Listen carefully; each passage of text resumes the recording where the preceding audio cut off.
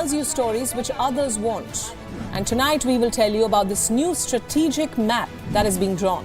They say your enemy's enemy is your friend. Is that the foundation of the new defense bridge between India and America? This is what separates us from others who claim to be telling you global stories that matter. In the last 3 days, WION has been traveling across Syria. You are in Latakia city right now. Tell us, what is the situation on ground at Gravitas? We don't just tell you stories from selected countries from around the world. 2 years since the Myanmar military coup, the people of Myanmar continue to live in a nightmare. Because it does not suit their propaganda, or because they are too scared to speak truth to power.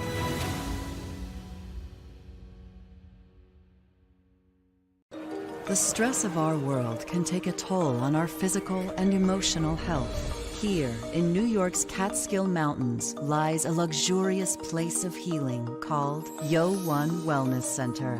The WION Wellness Center provides 500,000 square feet of natural methods to manage diabetes, hypertension, chronic pain, obesity, depression, anxiety, and other conditions.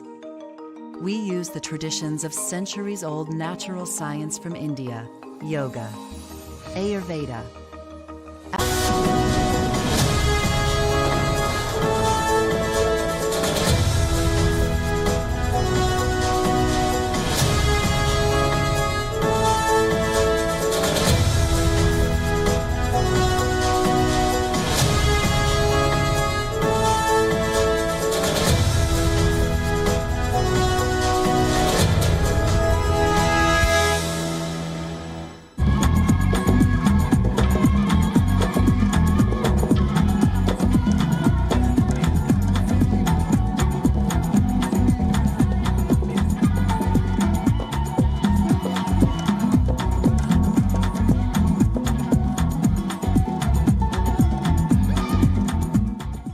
Hello there, this is World of Africa. This week we delve into space and what the continent could gain if proper planning and efforts are put in place in the space age.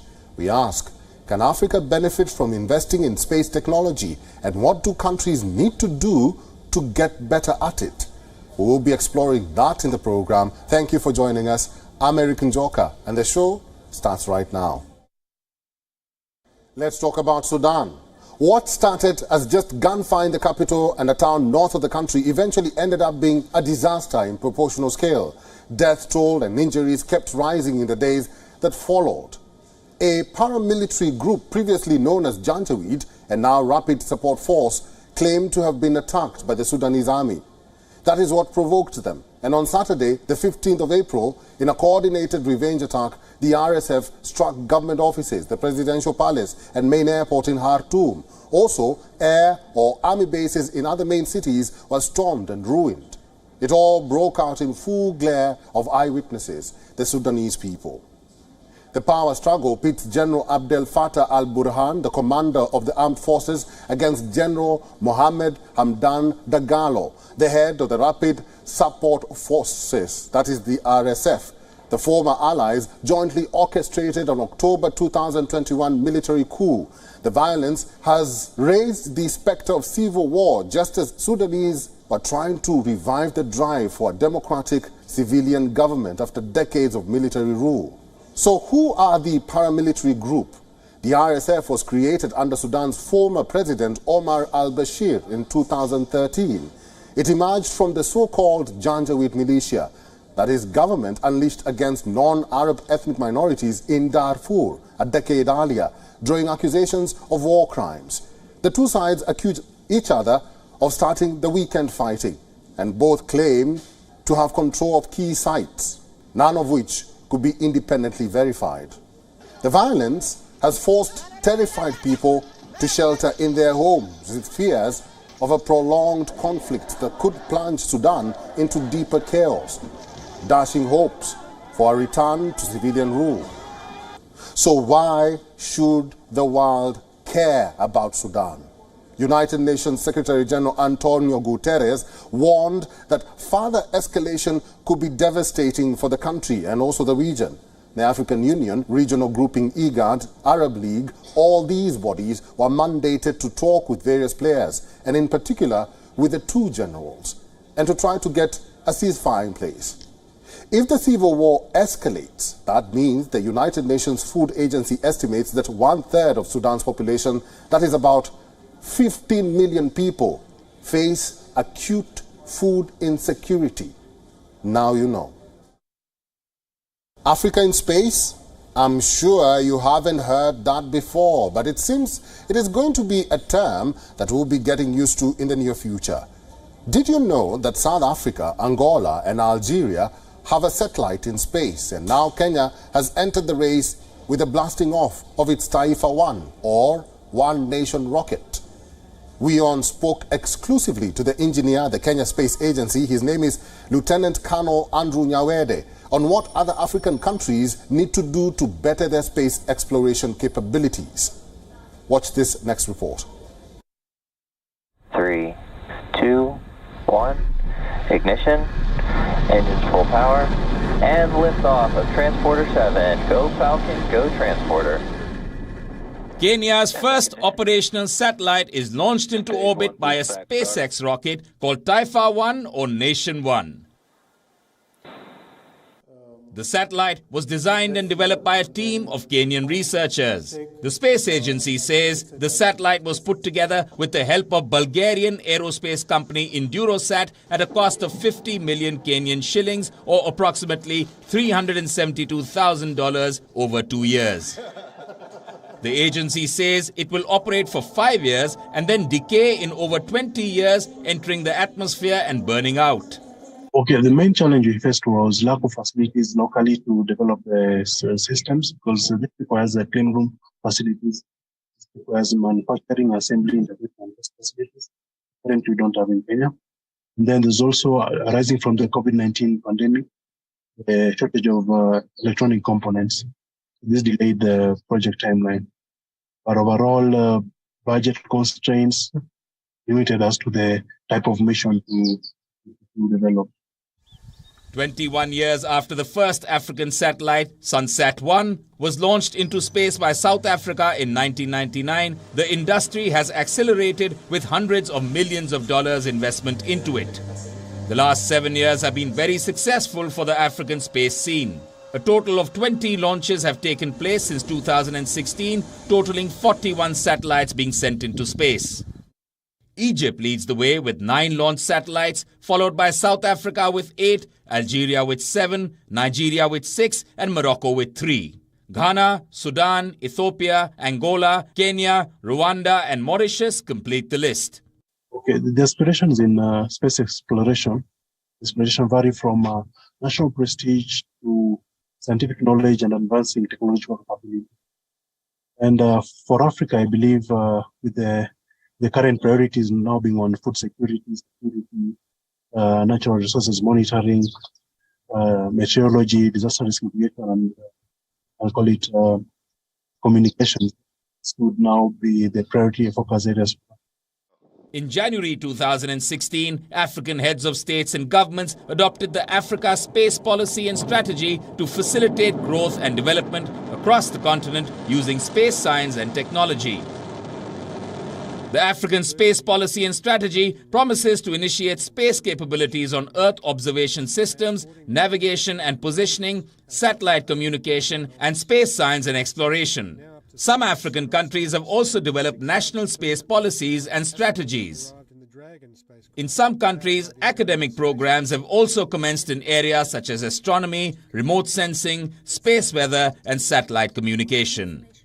We are creating awareness, policymakers, academia, to the public on the benefits of space. This now will enable us now, one, get support for more funding, and two, sensitize the public to support these programs, because without public support, funding is usually a challenge for most countries.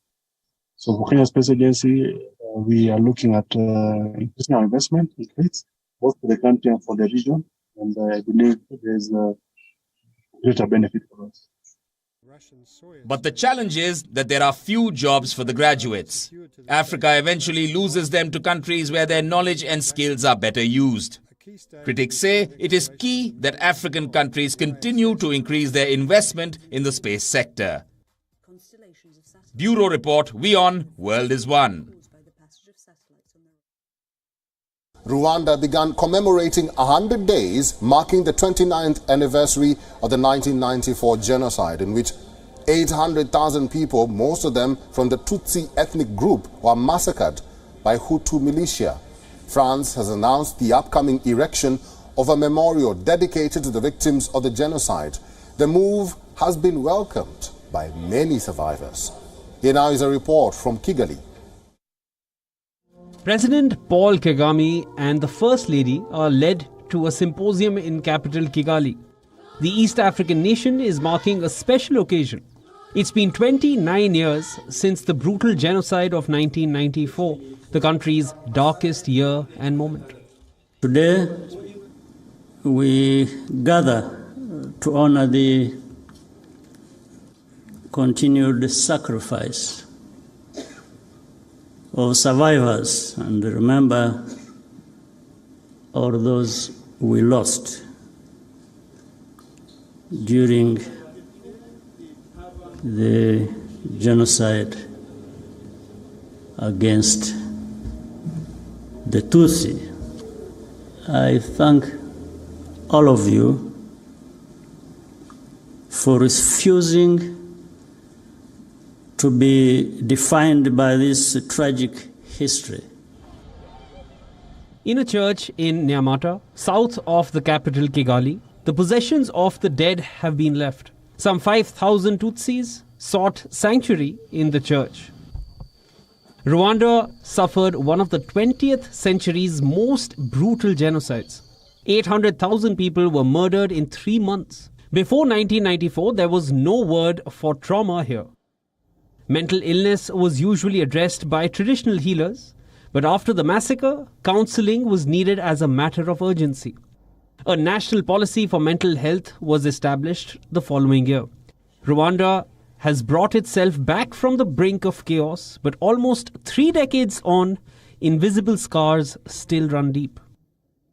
Kigali for decades accused Paris, which had close ties to the ethnic Hutu regime in power at the time, of complicity in the mass killings. After years of tensions, a commission of historians appointed by Macron in 2021 returned a damning indictment of France's role in the bloodshed. It said France had been blind to preparations for the genocide and bore serious and overwhelming responsibility, findings that the French government accepted. The commission found no proof, however, of French complicity in the bloodshed. I think this is part of this desire to appease memories and relations between France and Rwanda, because one of the causes, the bone of contention, is the genocide. Once it is recognized, once we do have the work of remembrance, the work of truth, the memory work, the work of commemoration, together, once we remember together, we can live together. France is now set to build a memorial for the victims of the 1994 Rwanda genocide. The monument will be erected in Paris on the left bank of the River Seine, not far from the Foreign Ministry. I think it's very important to have a place in the heart of Paris for the memory, for this place of memory of all these people who lost their lives because they were Tutsi. And it is a national tribute first of all, but it is a permanent tribute. We must never forget, and history must always be taught. So that's never again. C'est un hommage permanent. Many say the new memorial would allow recognition of the extreme importance of the 1994 catastrophe and highlight France's responsibility. Bureau Report, WION, World is One. Nearly a month after the M23 rebels in the Democratic Republic of Congo declared that they have left parts of North Kivu province, ghosts of the violence are still present in Kishishi, a town that was ravaged by the insurgency. We revisit the area where many are returning, albeit still fearful of a resurgence of war. These fields with long grass and banana plantations usher you to Kisheshe in eastern Congo. What was once a vibrant village is now lying in ruins. There is an eerie silence here. From the thatched roof huts to the destroyed schools, the M23 rebels have left their mark. The skeletons and decomposing bodies strewed deeper in the bushes are evidence of the atrocities committed here. Every morning, children are often seen carrying furniture from their homes to the school, which was used by the rebels as their base. It's now a normal routine. The M23 has now deserted the area. Many who are left behind only have horrendous memories of when the group struck. The M23 said, all the men who are in the church, you pretend to be displaced persons, but you are the rebels who shot at us. So they took all the men back to Zibita's banana plantation. They said, sit here and put your feet in the hole. Stand in a circle around the hole, and they started shooting them. And they started killing the others next to them when the first hole was already filled. That's what happened. We were surprised. There is no one but God who can help us. Fabrice, a Kisheshe resident, said that M23 rebels forced him to dig graves. He said that he had witnessed 33 killings. For the first round, it was around 3 p.m. on the first day. We had buried 15 bodies. The next morning, around 8, they came back to see me because I was the one who had kept the hose. They said to me, go get the group of men who did the work yesterday and go back to work. We went and buried another 15 bodies. The M23, which is allegedly backed by neighboring Rwanda, has captured swaths of territory in eastern Congo's North Kivu province and advanced within several dozen kilometers of its capital, Goma. Over 900,000 people have fled its advance. The Tutsi-led militia has gained strategic toeholds across North Kivu, including lucrative border posts and control of most roads leading to Goma. But its capture of Kisheshe was resonant for another reason. The town had long been a bastion of the FDLR militia, a descendant of the Rwandan Hutu extremist groups that carried out the 1994 Tutsi genocide in Rwanda. Life has begun to return to the streets of Kisheshe since the M23 left, but the wounds of its occupation are still fresh, and an air of uncertainty hangs over its residents, who are left to fend for themselves. For me personally, it was a bomb that fell on my house and destroyed it. When I returned, I found the city covered with brush. There is no food. We manage and we are forced to eat what is not right. Today, our children are misbehaving because they no longer go to school, and our community does not have the means to rebuild these schools. It is only with the help of the government that we could rebuild schools. Besides, it is their schools. The M23 has withdrawn to a position 20 kilometers from Kisheshe. Neither the Congolese army and the UN peacekeepers nor soldiers from a joint East African military force deployed in the region have arrived to secure the town. Bureau Report, WION, World is One. Keke is a commercially driven tricycle or rickshaw in Nigeria. It is the most popular mode of transport in the cities, and now it has a new addition to their drivers' catalogue: women.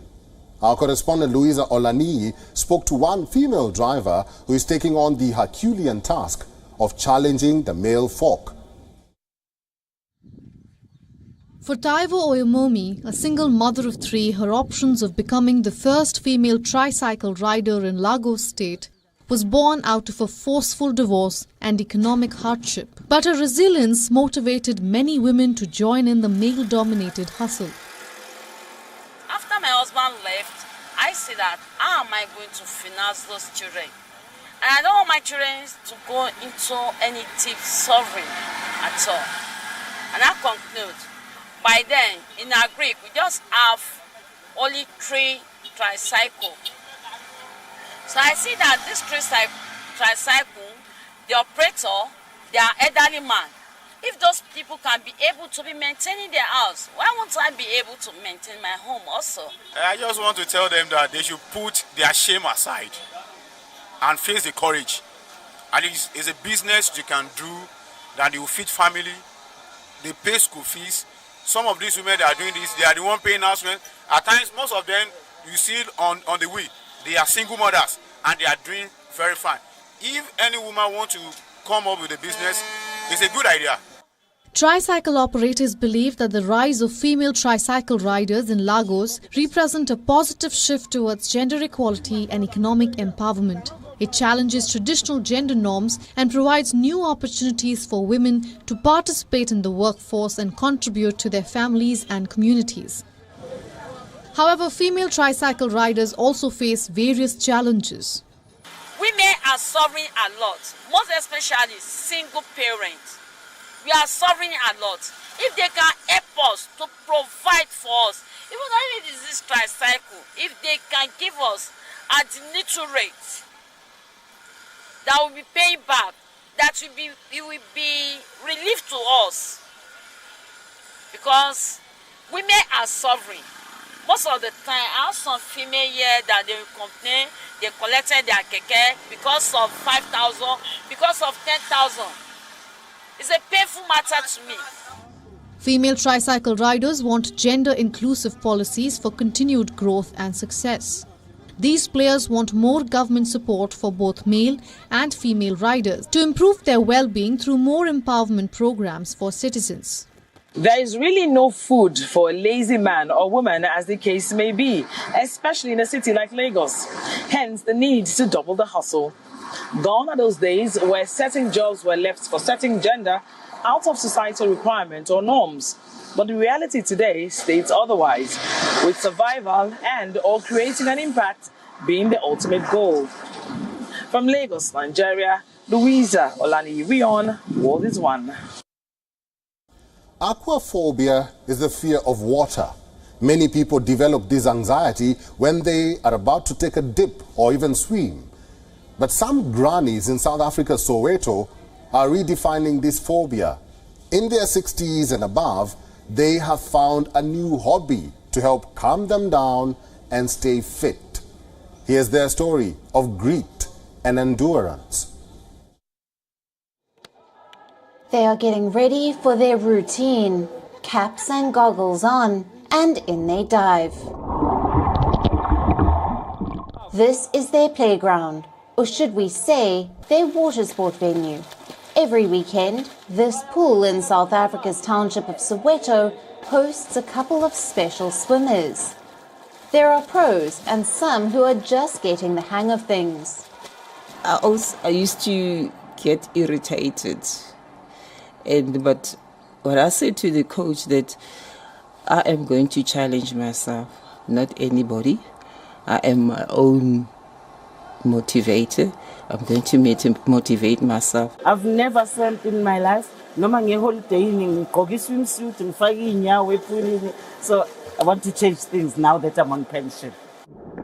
Over 40 women in their 60s who never had a chance to learn swimming go to the pool every week during the summer to face their fear of drowning and improve their health.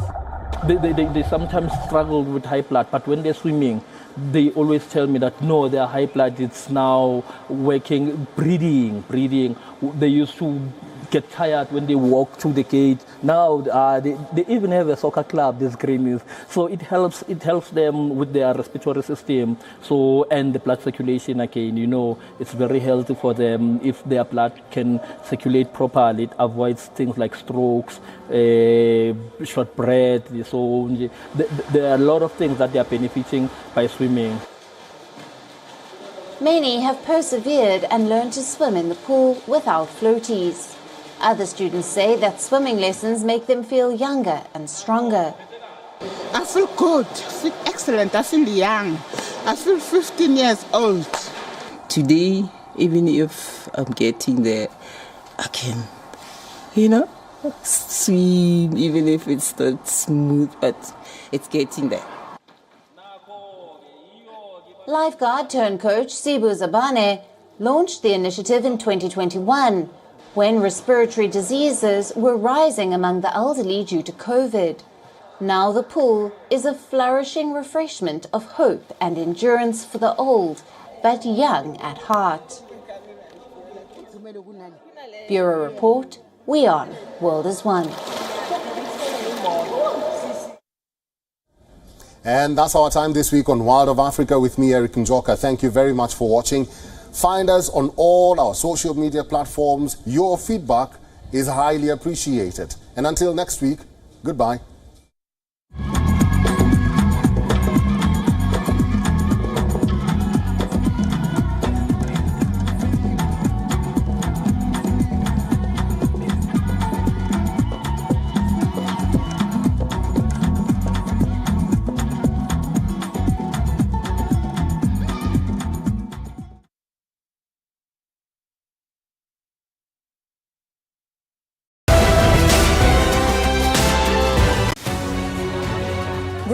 Tells you stories which others won't.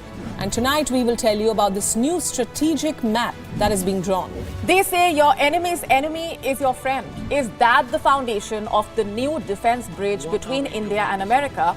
This is what separates us from others who claim to be telling you global stories that matter. In the last 3 days, WION has been